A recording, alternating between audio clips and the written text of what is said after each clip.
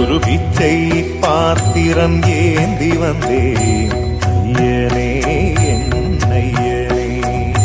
பிண்டம் என்னும் எலும்பொடு சதை நரம்புதிரமும் அடங்கிய உடம்பு எனும் பிச்சை பாத்திரம் ஏந்தி வந்தேன் ஐயனே என் ஐயனே. பிண்டம் என்னும் எலும்பொடு சதை நரம்புதிரமும் அடங்கிய உடம்பு எனும் பிச்சை பாத்திரம் ஏந்தி வந்தேன்